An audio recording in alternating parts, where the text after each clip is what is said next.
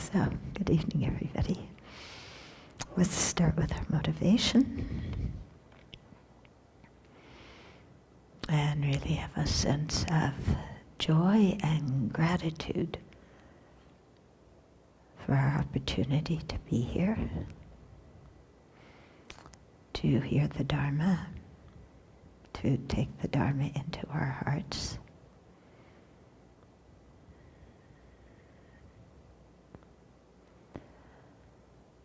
And to have a sense of the incredible dependent arising that whereby so many different things had to come together for each of us to be here this evening, to be able to listen to the teachings.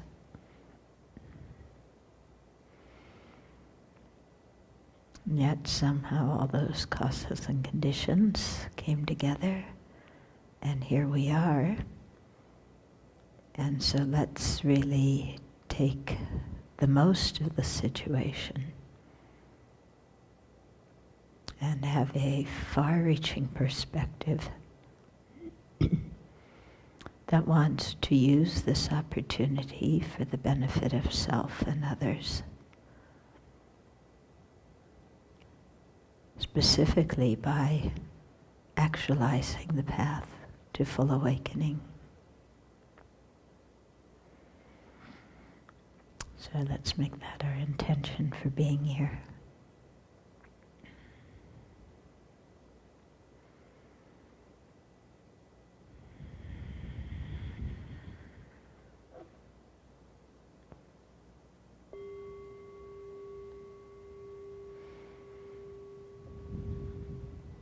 So as you can hear, my voice is still not very strong, but my cough is very strong.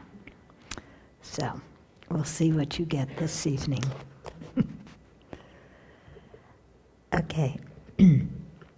So I found this note, or rather page in my box. Yeah. It's question 2, 10, and 12. Okay. I don't know what happened to the other intermediate numbers, but there's some questions from the quizzes that you were doing while I was in India. Okay, so we'll go through these quickly. So what is the object apprehended by the wisdom realizing emptiness? And what is the apprehended object of ignorance? Now think about that for a while, you should know it. What's the object apprehended by the wisdom realizing emptiness? Emptiness. It's not a turkey. Okay, it's emptiness. What's the object apprehended by ignorance? Yeah, it's this weird way of saying it. We can say inherent existence, but it's probably more correct to say that consciousness is erroneous with respect to its apprehended object because it apprehends it as inherently existent. But the meaning is the same, but the correct way to say it is that latter way, because to be an object, something has to be existent. So you can't really say an inherently existent turkey is the object of the apprehended object, because such a turkey doesn't exist. And then could I speak about some different terms and how they relate to that question. So the terms apprehend versus grasp. So in Tibetan, it's the same word, zin, okay, which means actually to hold. So sometimes it's translated as apprehend, sometimes as grasp. And I do my best to kind of differentiate them using apprehend when it's a reliable cognizer, using grasp when it's not. However, it doesn't have to be always translated like that. You could say something, this mind apprehends inherent existence. I think it's clear to say it grasps inherent existence, but it would also be okay to say it apprehends inherent existence. But it's an erroneous consciousness. Okay? And then somebody took something from insight into emptiness. Whoever wrote this, did you actually find this sentence in Insight? Okay, so it says the self that does not exist is the focal object for both the true grasping mind and the wisdom realizing selflessness. So what this means, I don't know if focal object is the exact right word.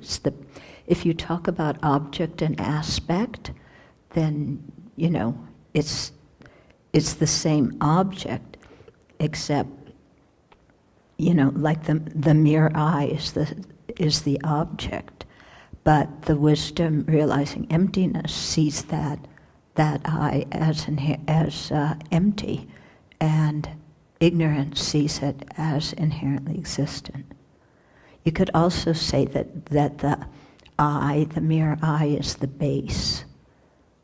Yeah, so it's the base upon which one mind sees it as empty, one mind sees it as truly existent.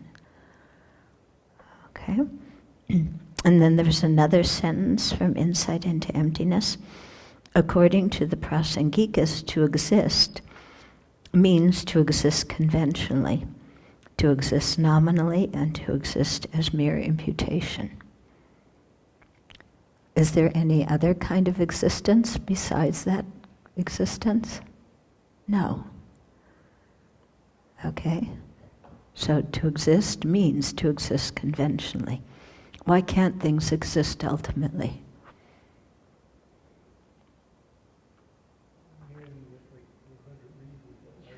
Well, how about one of them? Yeah, it would be permanent. Okay. It would be findable under analysis. Okay. And then explain the meaning of phenomena are ultimately false and conventionally existent. So is this statement correct? Yes. Okay. So why are phenomena ultimately false?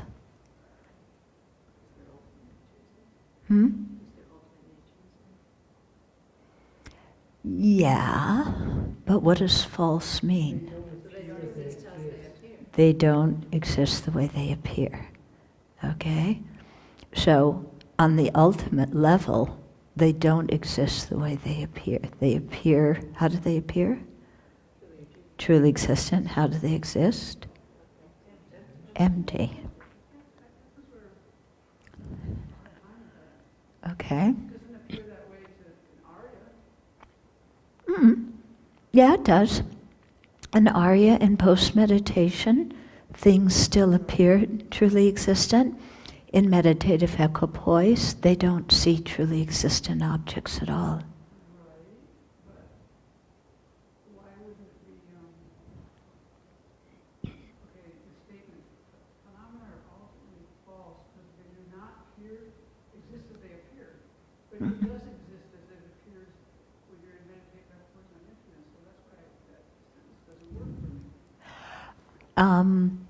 The That's why I had to go into this thing exist.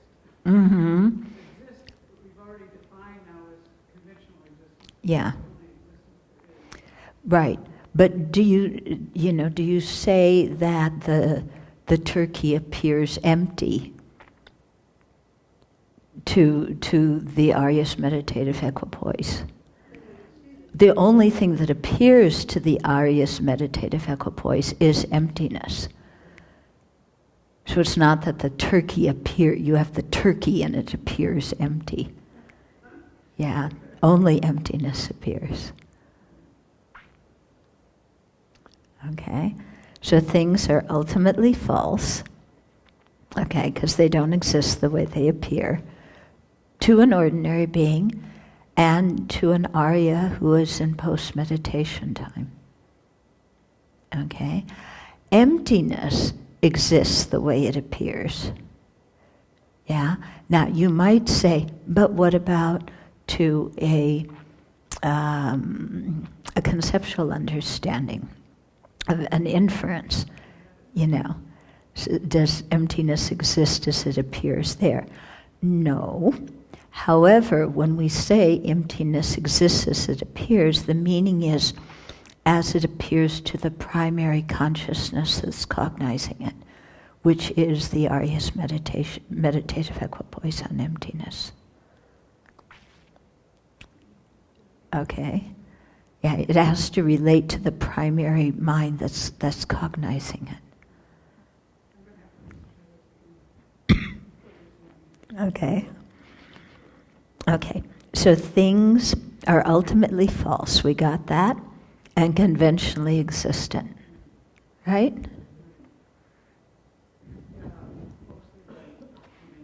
Okay, if they were ultimately true, then things would be truly existent. Then we would really be in a stew. I think where I have trouble is that I have so much training myself to think about ultimate truth and conventional truth, and to say, when something exists as it appears, it's ultimate truth. When it doesn't exist as it appears, it's conventional truth. And that's how I frame everything in my mind. And then when we get to this thing of, when they take it out of convention, when they put it into the language of, is it conventionally existent and ultimately existent, then the whole thing is existing as it appears, the way it's being looked at more. Yeah. The thing is that the words ultimate and conventional mean different things in different phrases. That's what the confusing thing is. Okay, because for example, in ultimate truth, ultimate means it exists the way it appears. Yeah. In ultimately existent, it means things are findable under analysis. Okay?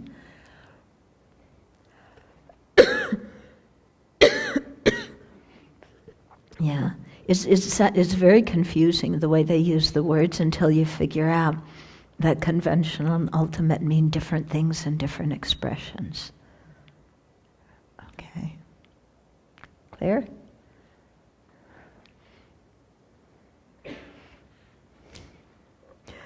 Okay. Then, okay, so we did that. And then what is a conventional reliable cognizer and what does it apprehend? So a conventional reliable cognizer is a mind, according to Prasangika, that is able to apprehend what exists, conventionally. And remember, everything exists conventionally, nothing exists ultimately. So even though emptiness is an ultimate truth, it exists conventionally. Because conventional existence means existence. Okay? So a reliable cognizer, for the Prasangikas, it apprehends the object in a conventionally non-deceptive way, in the sense that it can recognize a table as a table and a chair as a chair. But that mind is still mistaken. It's not erroneous, but it's mistaken. Why?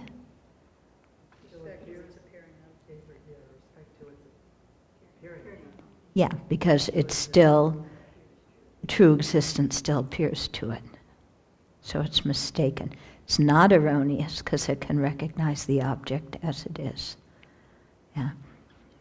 If you see a chair as a turkey, what's that? It's a wrong consciousness. That's not a reliable cognizer. Okay? Okay? We done with that? What do you think about the answer that I thought was stated in the class? What was that? It was that function conventionally was the answer that I had in my notes. Function conventionally is what? The meaning of what? This was, what does it apprehend? The answer I things that function. Well, does a conventional, reliable cognizer apprehend the existence of emptiness?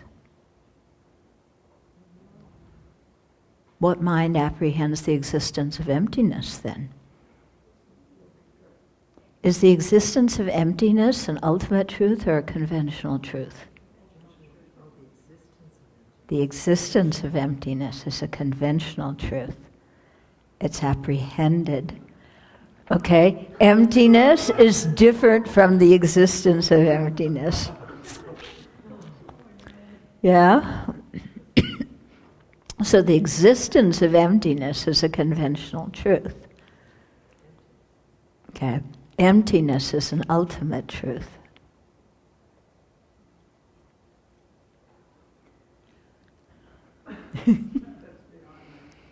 Okay. Emptiness is apprehended by the meditative equipoise on emptiness. The existence of emptiness is apprehended by a conventional valid cognizer, a conventional reliable cognizer. Okay?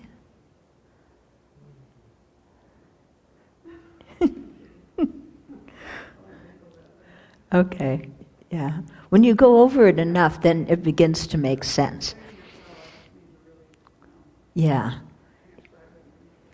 Yeah, because it makes us really think, and be much clearer in our minds.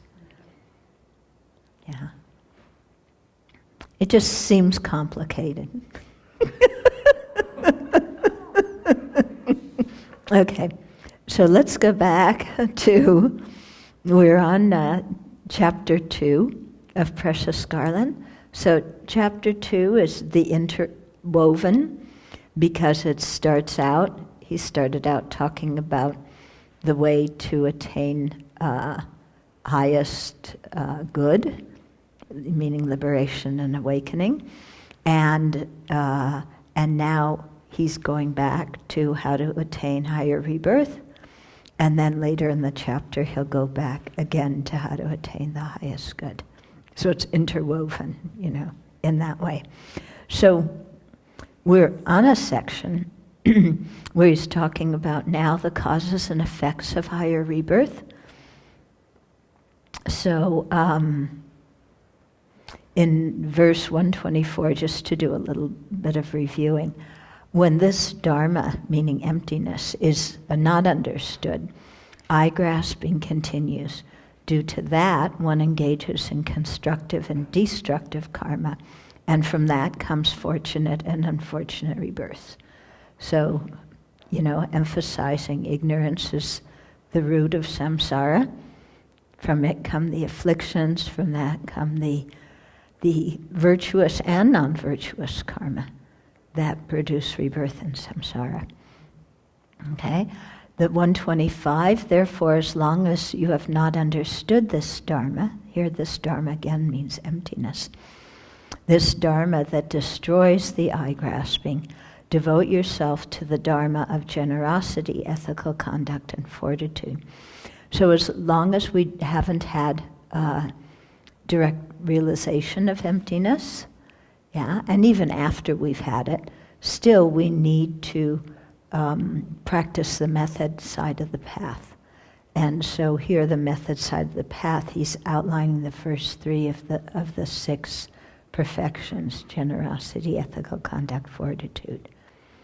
Okay? So you can also see it as when emptiness just seems way above your head and you can't grok it, go back to generosity and ethical conduct and fortitude and practice those and accumulate merit. And then he says, so I'm still reviewing here. So king, if you undertake deeds that begin with dharma, have dharma in the middle and dharma at the end, you will not be harmed in this world or the next. Through dharma you will attain fame and pleasure. You have no fear now or at death, and in the next world you will have great joy. So always devote yourself to the dharma. So here the dharma means in more general the Buddha's teachings. But I think these verses are quite beautiful, Like when you have the dharma a Dharma perspective at the beginning, middle, and end of whatever you're doing, then you're not going to receive harm in this life or in future lives. What you're doing is good. You don't have any fear. You don't have any regret. You aren't mired in self-doubt and confusion. So it's good, if we can discern just even, the conventional teachings, like he was saying, on generosity, ethical conduct, and fortitude, and practice those. Boy, it makes the mind so much more peaceful in our life. Okay, and then he talks about some benefits, fame and pleasure, just what we want, huh? Anybody want fame and pleasure? Yes! Come on, be honest. Yeah? But if you think about it, do you really want fame and pleasure? I mean, our garbage mind wants fame and pleasure, but are those things really going to be conducive for our Dharma practice? Yeah. If you're practicing as a bodhisattva, the fame can be useful. Pleasure's not so bad if it keeps you healthy and so on. But to the mind of attachment, those two are like poison, aren't they? Okay, so he also in these two verses he talks of 5 benefits. So I'll just review those two. So so first, by acting with integrity and kindness, you'll have a good reputation. Yeah, so that works in this life.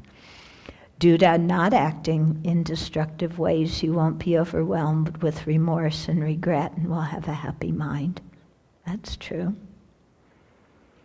By practicing nonviolence in this life, you will be free of fear, and neither human beings nor spirits will have reason to harm you. No? For at the time of death you will die peacefully, free from fear of an unfortunate rebirth. And 5, in this life and in future lives, your happiness will continue to expand. So therefore, always maintain a virtuous attitude at the beginning, middle, and end of what you're doing. Okay, so then 128 is where we stopped.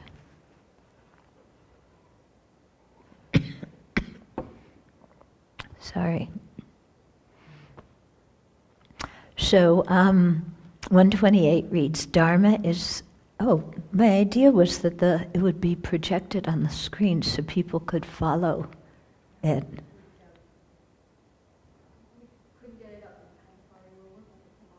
Okay. Dharma, so 128 says, Dharma is the highest policy. Dharma pleases the world. And if the world is pleased, you will not be deceived here or hereafter. Okay? So he's talking to a king. Dharma is the highest policy. He's also talking to us. Okay? But he's saying that between the way of Dharma and the way of the world, always choose the Dharma way. Yeah, because the Dharma will bring benefit to self, it brings benefit to others. And if you're a king or if you're in any kind of leadership position whatsoever, doing things in a Dharma way, especially with integrity and ethics and kindness, then it's going to bring good to whatever project you're doing.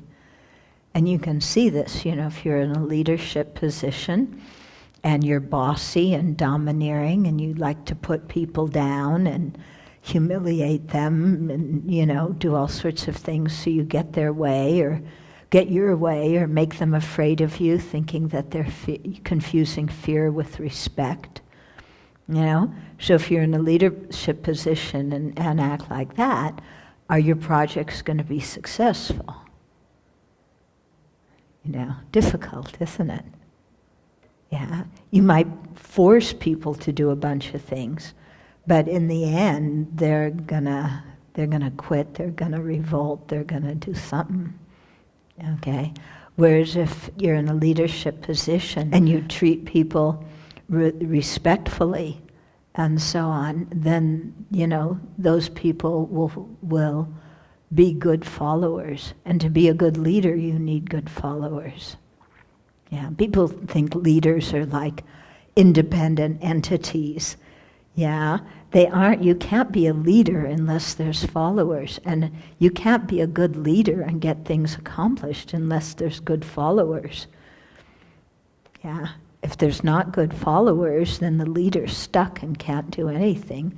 And if the leader isn't wise, then the followers aren't going to follow, and everything turns out messy. Okay, we can also see here, because he's really talking to the king as a leader, and we all have leadership responsibilities in some areas of our life. Yeah, so it really pertains to all of us. That, when we're the person that people are looking to, our behavior, our tone really sets the whole atmosphere, the whole energy for the entire group. Yeah, and you can see this in offices when they do analysis of office structures. That if the people on lower levels are arguing, chances are the people on the higher levels are arguing too. Okay. When we were in Singapore, we ran into a situation like that. Really quite unfortunate. Some people were telling us about something, and the followers were arguing. And why were the followers arguing? Because the leaders weren't getting along. Yeah, so it really makes a difference with everybody. So, if the leaders treat people respectfully, then the followers tend to do also. Not always, but they tend to. Whereas if the leader's behavior is really like denigrating people, then the followers, there's going to be a lot of harsh speech and lying and backbiting and gossip and all of that going on.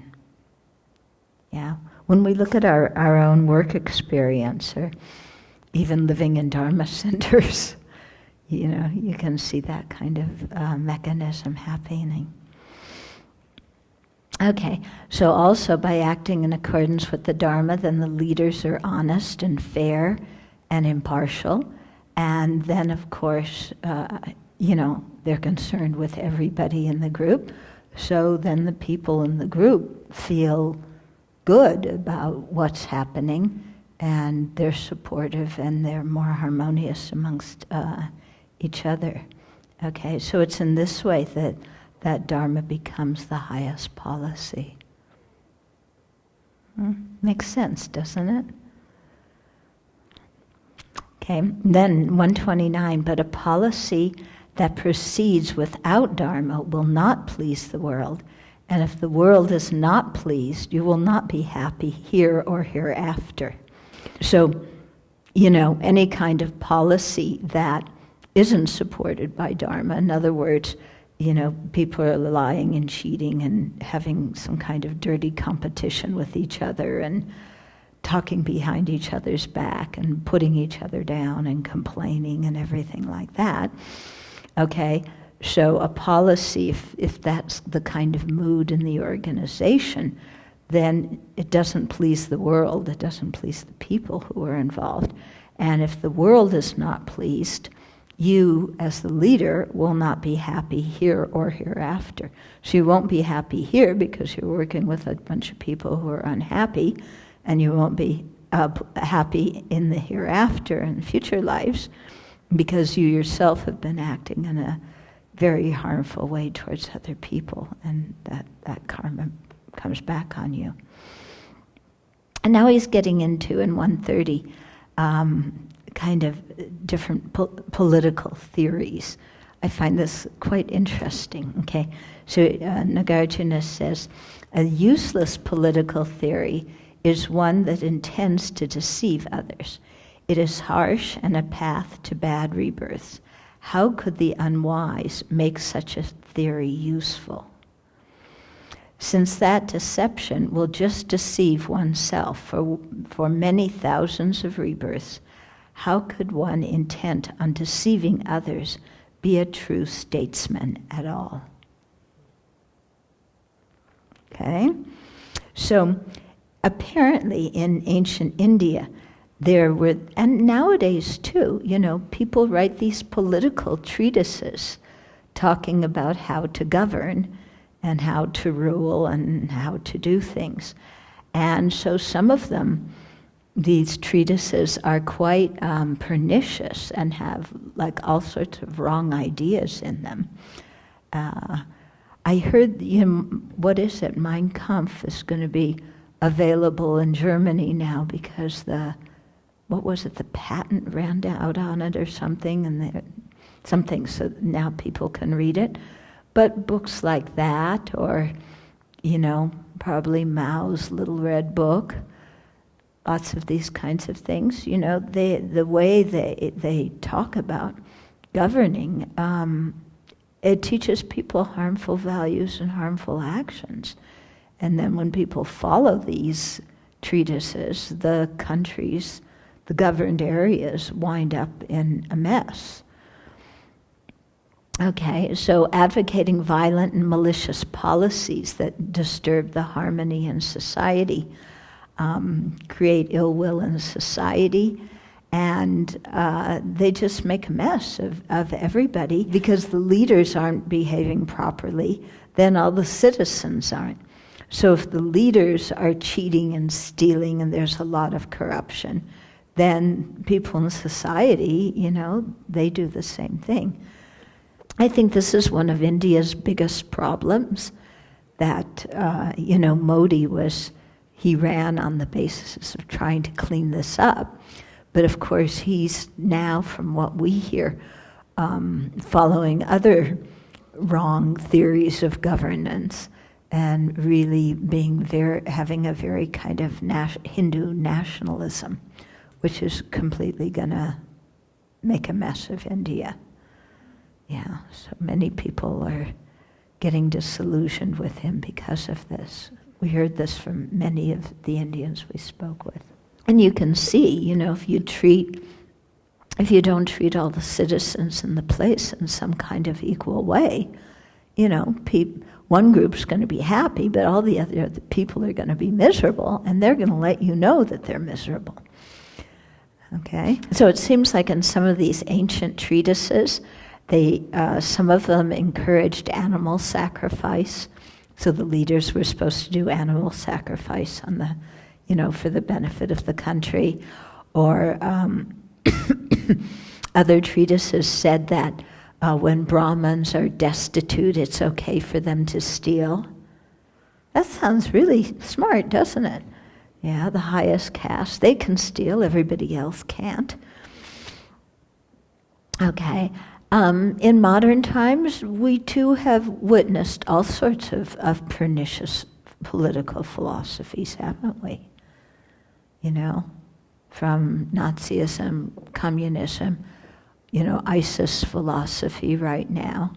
I mean, that one's really awful, isn't it, for the people that are living under it.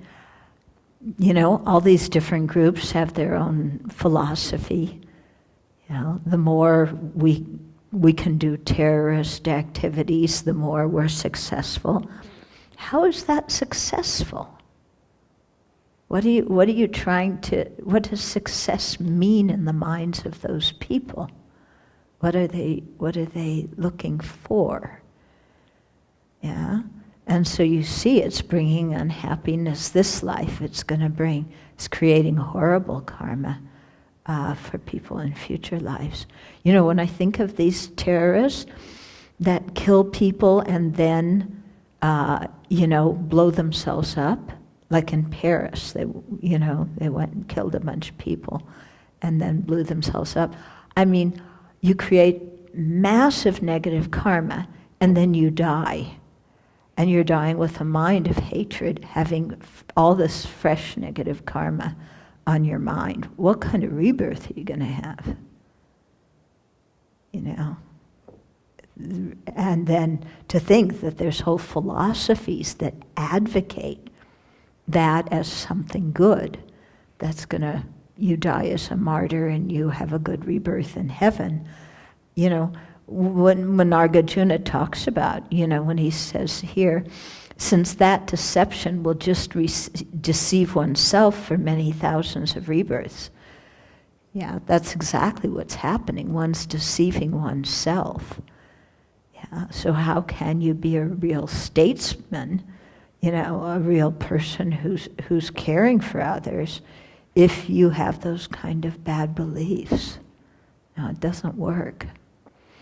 And yet, it's so remarkable, isn't it? Because we read in the newspaper, it's like every day there's reports of different people being caught for corruption of some sort or another.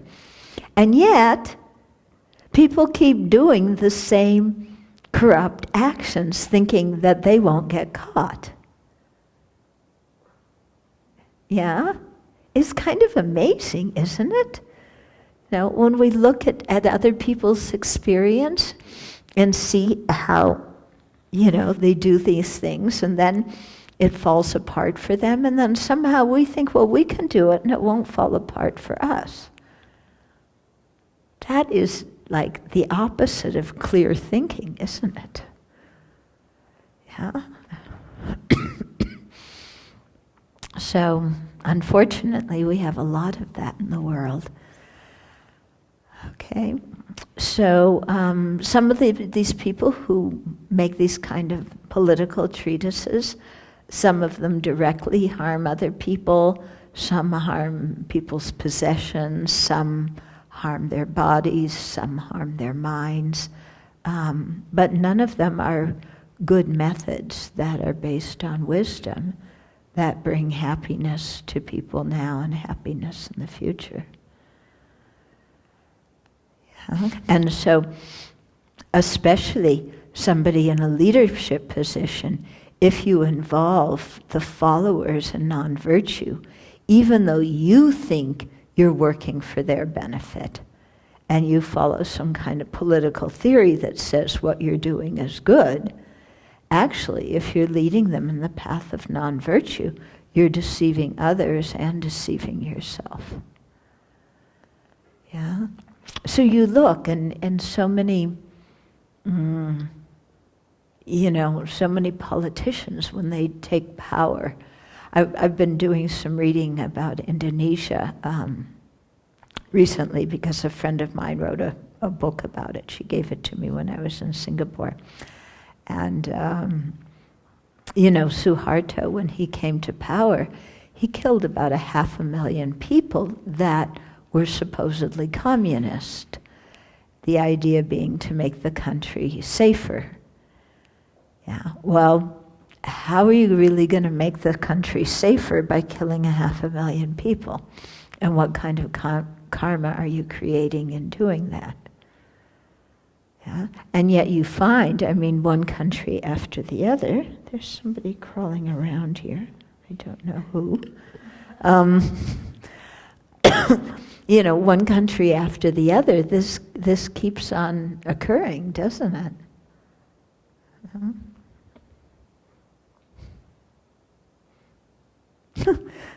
I read a very interesting quote. The Singaporeans will appreciate this one. Well, maybe they won't. Because Suharto, I mean the country, Indonesia was dirt poor when he took over. And he, you know, he and his family did all these kind of corrupt business practices with different people, with different business people. The businesses flourished. It helped bring a lot of money into Indonesia. It raised the living standard, even though the whole thing was based on corruption, because the business people were giving Suharto and his family money, and then they were guaranteeing, giving them licenses and protecting their goods, and you know, this whole kind of system that they have, which apparently was how most of Southeast Asia was functioning after the war. But, he did that, and then he killed the 500,000 people. But also, even though he was forced to resign in 1998, the country economically was in much better position than it had been when he came.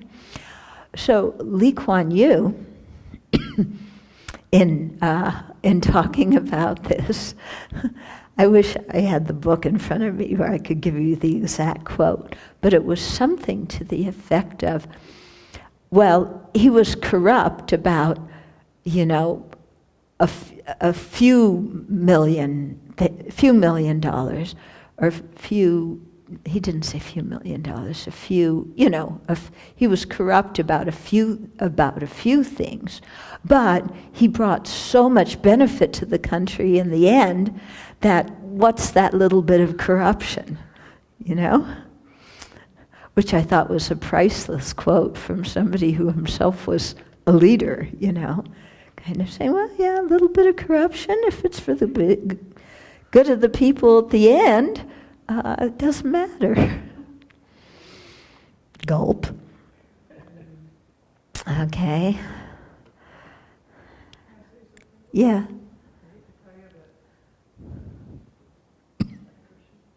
Somebody that works on the buildings around here, Mm-hmm. he told me recently, I don't think our system here could work necessarily, that our anyone could get anything done in our government unless they had a little bit of corruption. What's his view now on things? That's how, Yeah, people are quite cynical now. Yeah.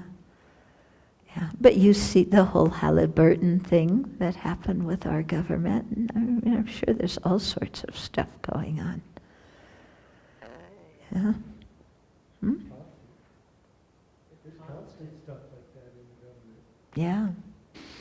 Okay, so Kanza Rinpoche says here, of course, how can you be a real statesman if you're have that kind of behavior? And then he says, this is beautiful the way he puts it, he says, it is simple, really.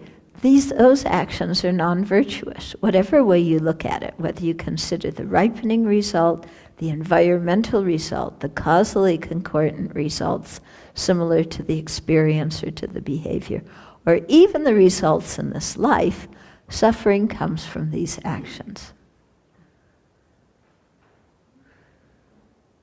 It's true. And yet, we keep doing them. Yeah. Okay. So, non-harmfulness, non-violence are basic tenets of Buddhism, and they're things that it's really important for us to adhere to. And they're things that we promised to adhere to when we took refuge. So we should try and keep this as much as we can. And even though things in the near term, the short term, may not turn out so well because we're refusing to be corrupt, in the long term, things work out better, And you can at least go to bed with a clear conscience, not worrying about, getting arrested and prosecuted and so on. Okay. So then he also says the Buddha's and Bodhisattva's heartfelt wish is for sentient beings to be happy and be free of suffering. So anybody who acts opposite to this is acting opposite to the wishes of the Buddhas and Bodhisattvas. And so clearly no good is going to come from that. Yeah. There's a statement, I can't remember where it is in here, but he quotes the Buddha as saying at one point, if you harm others, you're not my disciple. Yeah, that's pretty strong, isn't it? So maybe we go back and forth between being the Buddha's disciple and not being the Buddha's disciple. But it I remember reading that and kind of woke me up. Okay, then 132. This is an interesting verse. If you wish to make your foes unhappy, Do away with your faults and enhance your good qualities.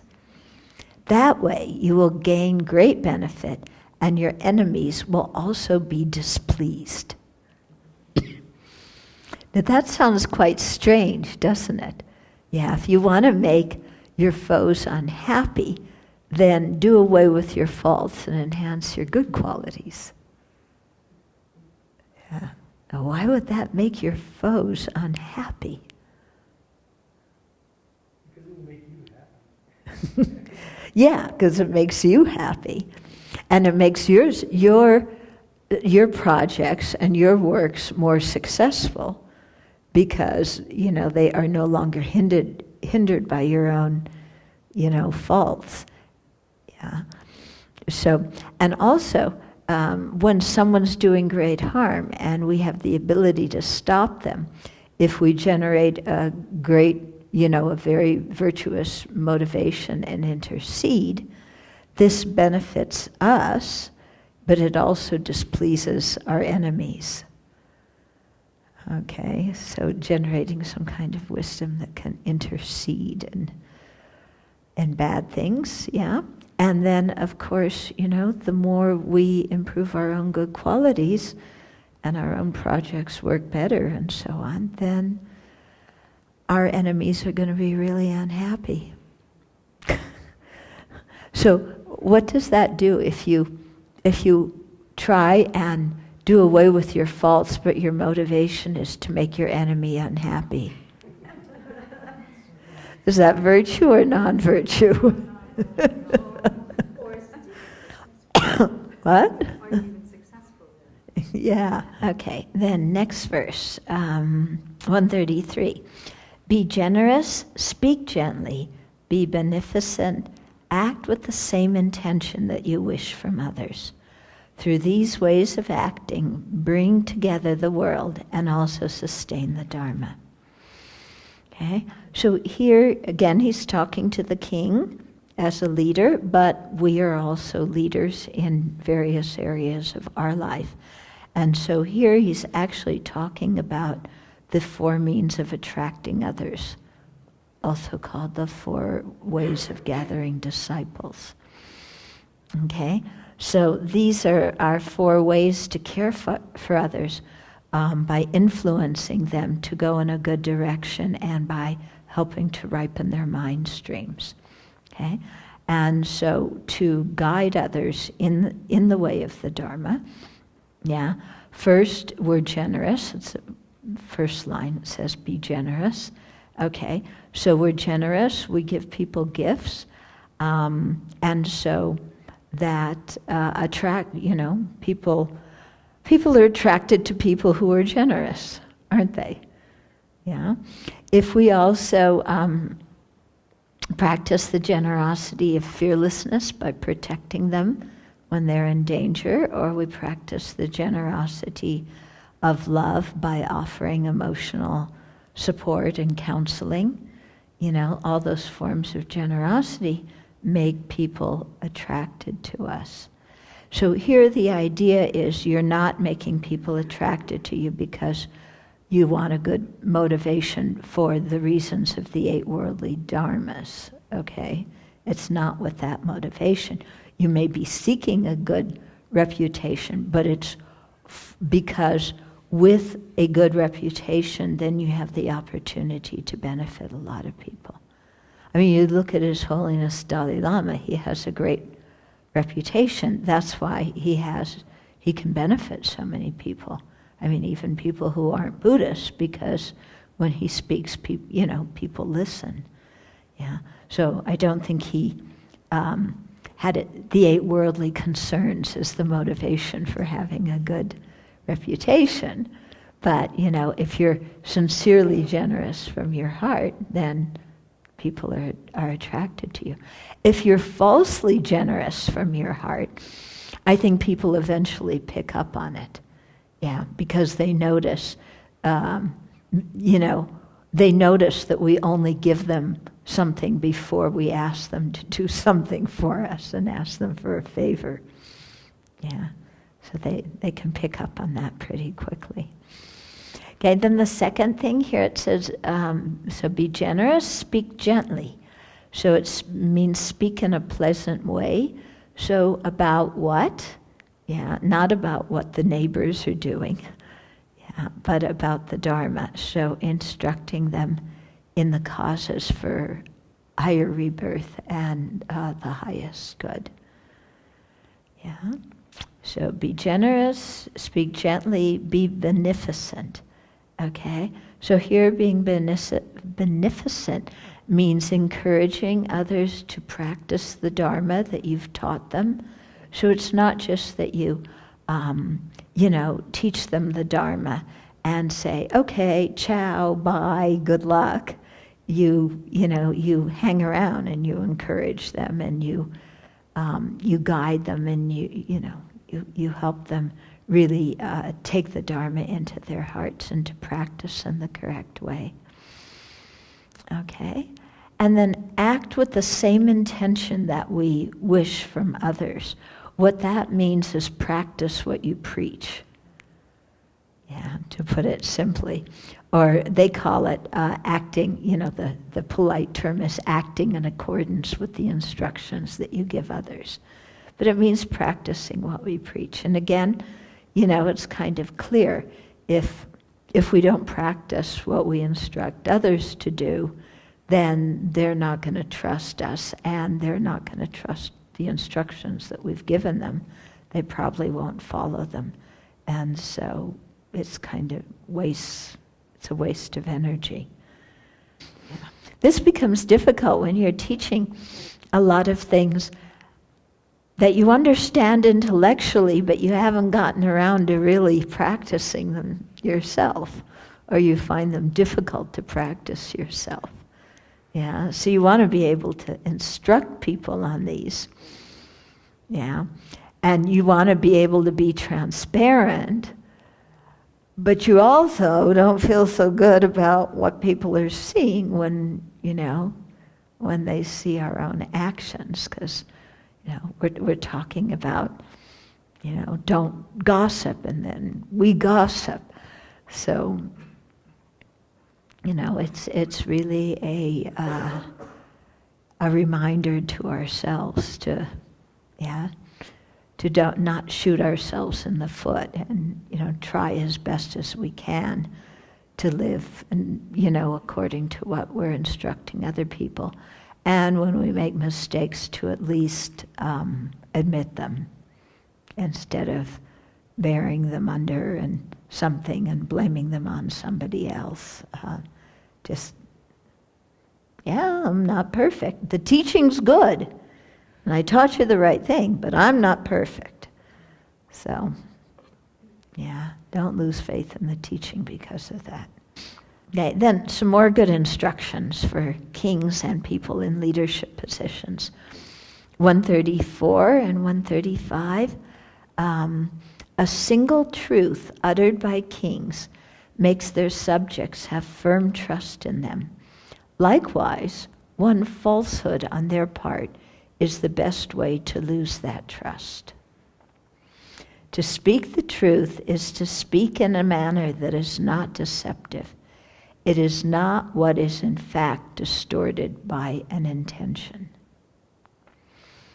Okay, a statement is true by being of benefit to others. The other kind of statement is false, since it is not beneficial. So here there's a definition of lying, okay, that we'll get into. Okay, so these two verses are about training in truth, in telling the truth. So speaking falsely arises from a mind that wants to deceive others, to trick them, so that we get some kind of benefit and they get some kind of inconvenience or harm. If we speak falsely, people, and we lie, people eventually figure it out. Yeah, when you think in your own life of some of the lies that you've told, have you been able to carry on that lie for a long period of time? Or, eventually do people begin questioning what you've told them? And we can see also when other people have lied to us, what happens when you feel like, yeah, that doesn't sound like what you told me last time. And so trust, which is such an important component of human relations, depends a lot on telling the truth. And I think it's here when he says a single truth uttered by kings make their subjects have firm trust in them.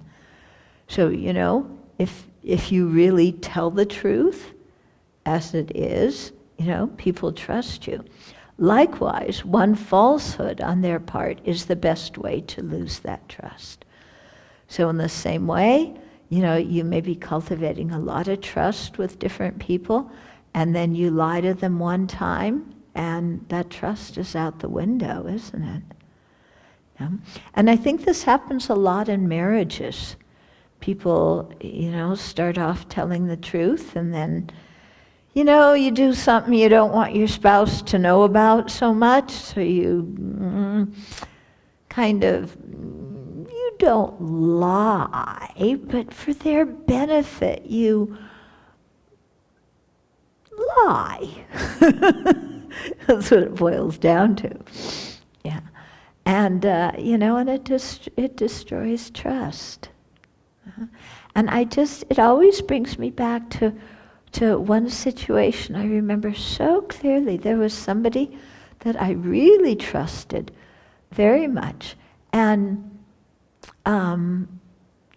he told a lie to me about something that he didn't need to lie to me about at all. If he had told the truth, it would have been completely fine, But he lied because he wanted me to do something. If he had told me the truth, I would have helped anyway, But the fact that he lied, it really, in my mind, it's like, it destroyed the trust in a very big way.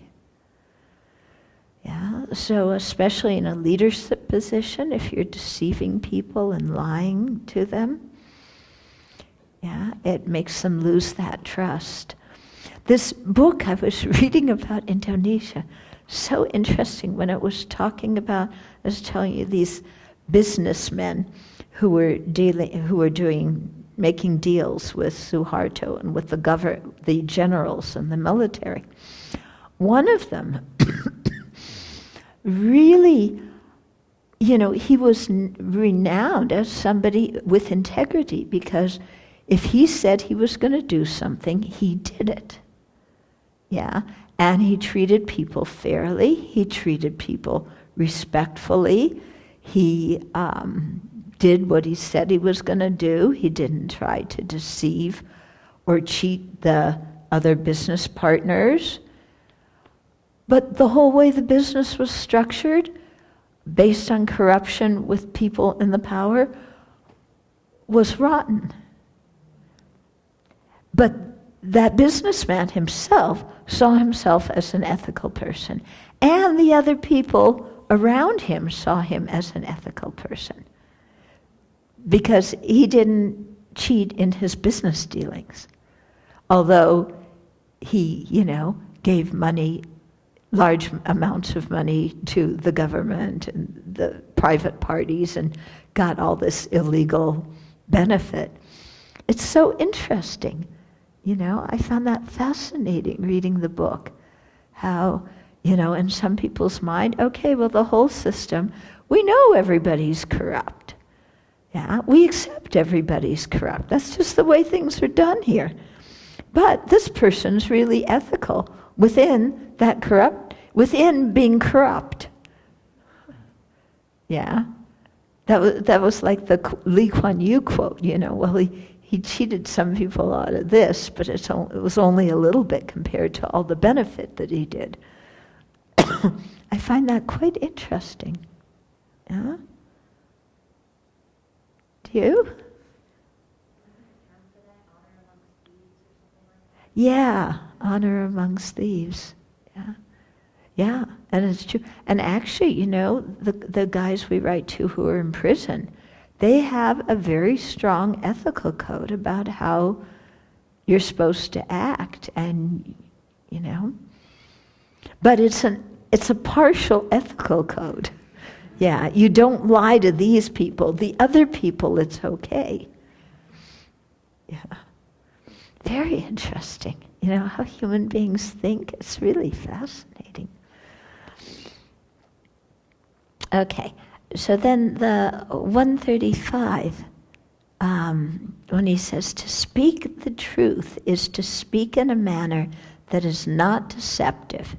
It is not what is in fact distorted by an intention. A statement is true by being of benefit to others. The other kind of statement is false since it is not beneficial. So, okay. So in addition to kind of saying that, little white lies also count as lying, and because we're trying to deceive somebody to get some benefit for ourselves. Actually, Kanzar Rinpoche told this really cute story here about a young monk. Well, he said a young boy, but I think it must have been a young monk, who thought that telling the truth was foolish because when he told his teacher the truth about what he had been doing, his teacher was upset with him because he was playing and not studying. But when he lied, then his teacher was very happy with him. So he thought, lying was much better than telling the truth. And so a lot of people think this. Yeah, we can get some benefit from lying, but in the end, it usually it breaks down, doesn't work. Okay, when you speak only the truth, engage in a path of truth, and act always on the basis of truth. Here's the sentence I was referring to before. Then even if temporarily things may not go very well or you may have problems, in the long term you will get a true result because from truth comes truth. So speaking the truth means speaking in a non-deceptive way, okay? So not trying to make somebody believe something that is incorrect, okay? But speaking truthfully also has another element. It has to be beneficial. Okay? So speaking the truth involves not only saying what's factually true, but also something that's not distorted by our bad intention. So it has to be something that we're saying with a good intention. We may speak what is factually true, but if it's said with the intention to harm, it's not correct speech. Okay? Because I remember sometimes when we've discussed lying before, the question comes up, well, what about lying, the lies of omission? Shouldn't I just tell the whole truth and get it all out there even though it's going to create chaos? Yeah, well, Nagarjuna's answer is no. It has to be something that's said with the intention to benefit. Okay, and so, and this comes often, when they're talking about how the Buddha teaches different things to different people, and so to some people, because of their mental disposition, he says that there's a self-sufficient, substantially existent self, or to some people he'll tell them there's an inherently existent self. So people say, isn't the Buddha lying? He knows those things aren't true, those kind of selves exist. Isn't he lying when he says this? Yeah, well, the answer is no, he's not lying, because his intention is to benefit these people. And so he's telling them what's suitable for their level of mentality at that particular moment, and his motivation is to benefit. So it's not considered confused speech, it's not considered lies. Yeah, it's considered skillful means. Now we may say, oh, well, I say what isn't true, and it's with a good intention. So isn't that the truth? Well, our good intention usually means it benefits me. So that's not really the good definition of good intention. Yeah, it has to be something that's really of benefit to the other person. Okay. Okay, so where are we here? Okay, we'll do another verse. A single shining act of generosity hides the flaws of a king. Likewise, an instance of greed will contradict all of his good qualities. So here, first Nagarjuna spoke about the 4 qualities to attract disciples. Now he's speaking about another set of 4 qualities. Okay, so the first one was truth. Yeah, this one's generosity. Then we have tranquility, and then wisdom. So another set of 4 that he's giving the advice to the king to train in these 4 types of activities. So it's interesting, in the first chapter, he laid out the bare bones of what to practice and what to abandon for higher rebirth. Now he's going into more detail, especially about what to practice and what to abandon. So talking about these pernicious treatises and being able to have wisdom that discriminates, what is a wrong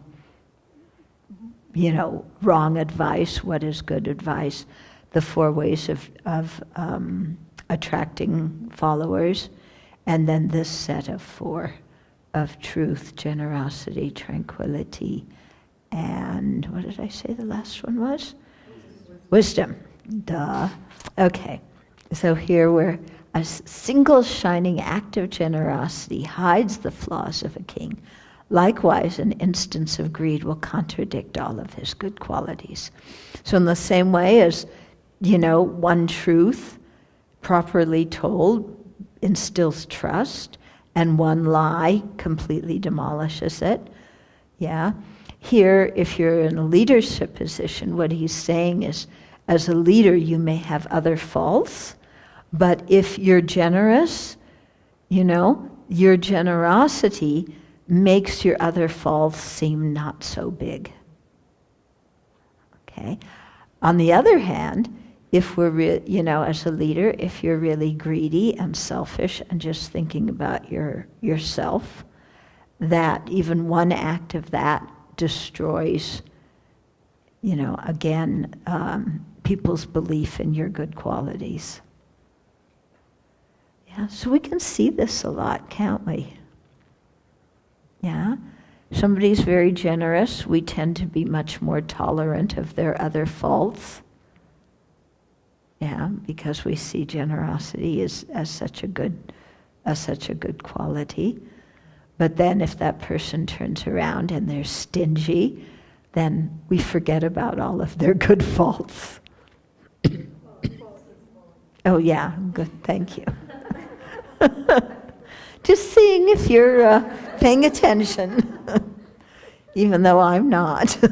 Okay, so we'll find in Precious Garland, again and again as this text goes on, we've already had it in chapter 1, Nagarjuna is encouraging us to be generous. Yeah, it was one of the 3 qualities, that was one of the 3 qualities to practice that were that set of 16. Here again, it's coming generosity. When we go on and he gets into the the actions that are the causes of the Buddha's physical signs and all sorts of other things. You get generosity there too. Yeah, so Nagarjuna repeatedly speaks about generosity. Chandakirti also praises generosity in his supplement, and specifically says, that so much suffering in the world is due to people not having their requisites, food, clothing, shelter, medicine, because other people are being quite stingy and keeping it or preventing people from having what is rightfully theirs. And I was thinking about this because I was reading about this one, a couple of towns that are quite close to Damascus, but the people in them are starving to death. Yeah, literally starving to death, because the Assad's government is holding the city siege, and Red Cross finally got some food in there a few days ago, but many people have already died of starvation and disease and so on. Yeah, so you look at that. Is Assad going to have any viability? Even he wins this war, are people going to trust him as a leader? He's not going to have anybody to lead. Yeah, they're all refugees or they're all dead. But, so you can see, it's very easy to see. You look at the advice Nagarjuna is giving, and you look at who's practicing it and who's not practicing it.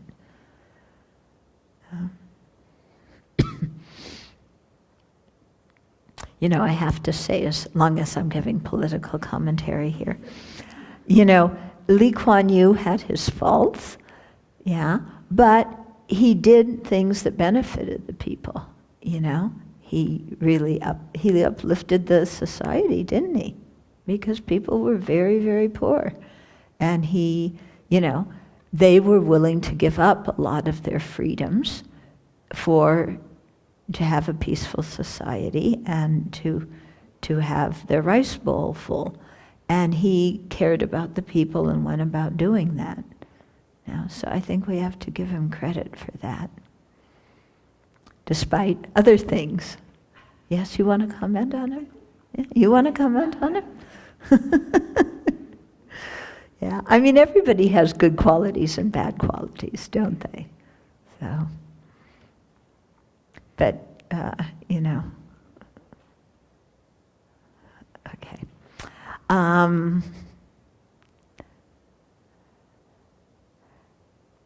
Okay, so also in talking about generosity, Genzo Rinpoche is saying if you make it a frequent habit to be generous to a lot of people, then for sure some of the people that you're being generous to are going to be emanations of Buddhas and Bodhisattvas. And if you are generous to those kind of beings, then they in turn make dedication prayers for your benefit, and then you benefit in that kind of way. Yeah. So I remember just a few days ago, I put all those receipts out there on our table for people to look at. They didn't stay out very long. Somebody threw them away after a day or two. But I put out, you remember? Did you look at them? Yeah. So because when we were in India, we used Abbey money to make donations to quite a number of people and quite a number of monasteries and religious institutions and so on. So I brought back the receipts. The individuals don't always give receipts, but the institutions do. So I brought that back so that you could see, some of the ways we tried to create some virtue for everybody, for the Abbey as an institution and everybody in it. And I think especially we made donations to the Lamrim Organizing Committee and also to the Tashi Lungpo Organizing Committee.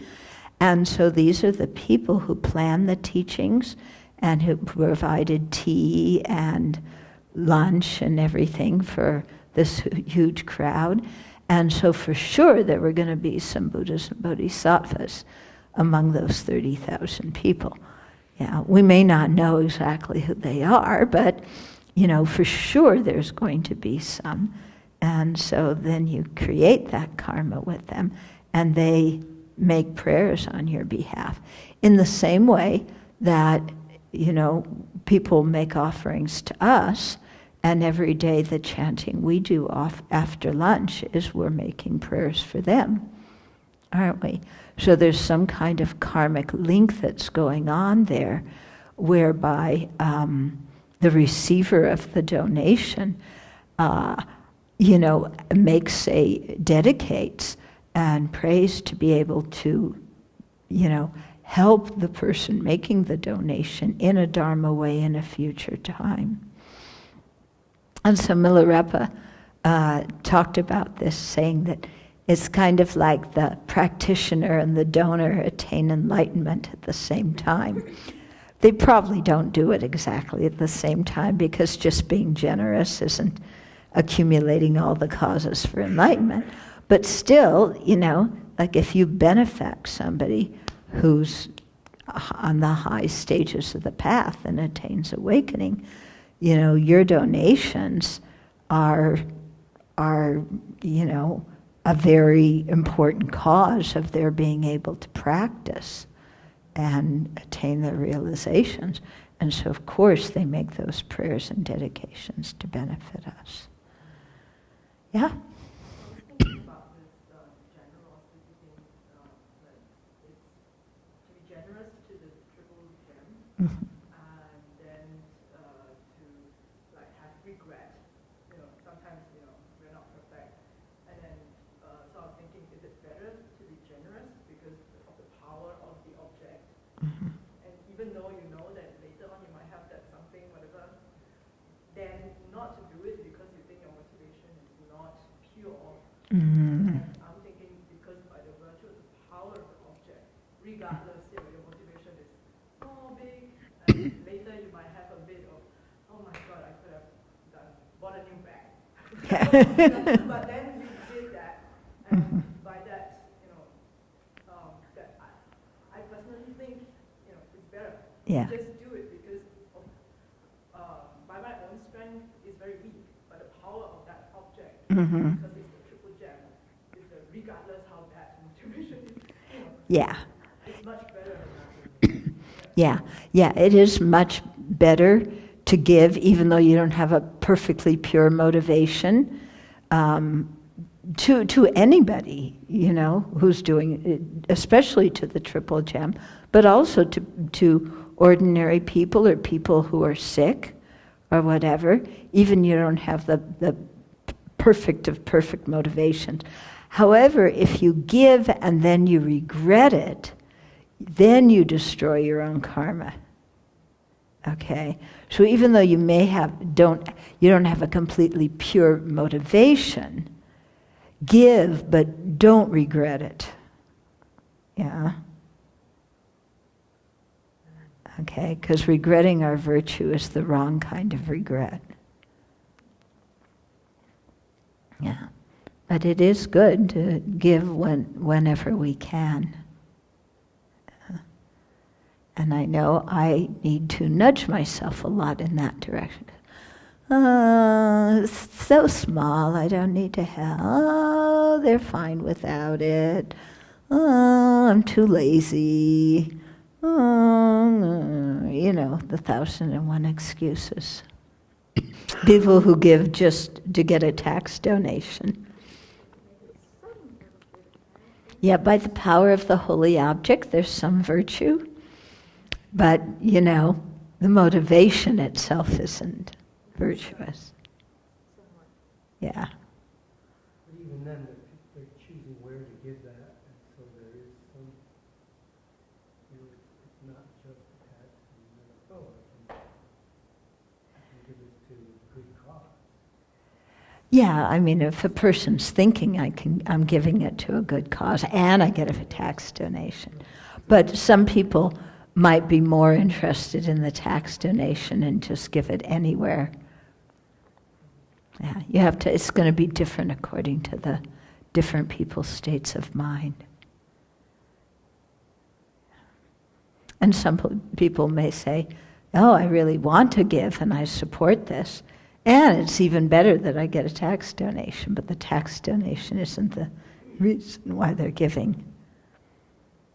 Although, I mean, this is what the government used as a reason to get people to be generous, isn't it? Yeah. I was also thinking about that when we were in Singapore. Mm-hmm. Like, previously, I gave to, before I even moved to become a Buddhist, I gave to a Buddhist because of tax break. Mm-hmm. Yeah, and then because of and then when we were in Bong, the teachings, they sponsored everything.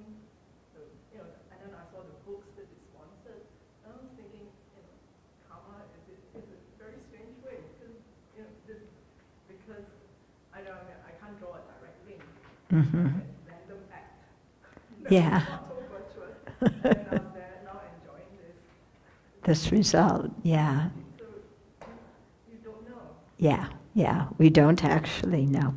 But whenever, especially as a layperson, you're receiving something from a temple or a monastery, it's good to make a donation and, and compensate for that. Yeah. Uh-huh. Political policy. Yeah. So, as you were teaching, I was really thinking like, in history, the Buddhist countries, it's not been really successful in politically wise, and then it's not sustainable as well. Like even the great Ashoka, King Ashoka, kind of never really, it didn't like go on, it wasn't able to sustain. You mean after Ashoka died? Yeah, and then like the leader could be very virtuous, whereas the people below, we are human beings and we have afflictions and karma. And then just looking at His Holiness, he's leading by example. Mm-hmm. It's very, very, very difficult to move so many people with different agendas. Mm-hmm. And is this an ideal? Yeah. Realistic is this? Yeah, this is an ideal, but even though, it's difficult to move a whole group of people, all of whom have different agendas, like you say, still the leader being virtuous is going to help that happen much quicker than the leader being non-virtuous. Isn't it? Yeah. So, whenever you're talking about a huge group of people, to get people on board and make change, it's difficult. But if you have a leader that people trust, it's going to be easier than a leader that people don't trust. Yeah. And if you look at the Buddhist countries and say, well, none of them become very rich or whatever, physical, monetary wealth isn't necessarily the measure of real happiness. Yeah? If you look at this country, it's the wealthiest country, and people have less physical problems, but incredible mental problems in this country. And actually, there's quite a bit of poverty in this country as well, too, that people ignore and overlook. Yeah. So I think when Khensa Rinpoche was saying, always acting with truth and always acting with integrity, things may not go so well now, but in the long run, they will. And anyway, if you don't act with integrity and you act with dishonesty and corruption, then are things going to go well or not? No. You may wind up with some monetary success, but then again, especially if you're corrupt, the people who follow you are going to be corrupt too. And then how long is that, empire going to be able to sustain itself? So just because things aren't perfect doesn't mean we don't try to be virtuous. Yeah? We try and we do our best. When things don't become perfect, why? Because there's a lot of other factors and other karma and other conditions ripening. But definitely if we, are lying and deceptive and cheating people, and things for sure aren't going to go well. I mean, you may get some extra added money at the beginning, but then what happens when... Then you become another one of these people who gets written about on the front page, who did the same thing that all the other people did, but thought that somehow they weren't going to get caught. You become like one of them. Yeah. So, I think better things to do than that. I think that's where it's very helpful to have a long-term view of being, let's say, a virtuous leader, to have a long-term view that no matter how few of those that follow you are able to create the causes for virtue in their minds, for the long-term goal, the ripening of beings' minds in the order of virtue will repay itself a millionfold. Mm-hmm. But it would require having a much bigger view of just the happiness of this life to really do it without being discouraged and Yeah. without having expectations that are unrealistic. Right. Yeah. As a leader, if you expect all your followers to be virtuous, like fat chance. But still, you're influencing people in a positive way, and things are definitely going to go better than if you didn't act that way.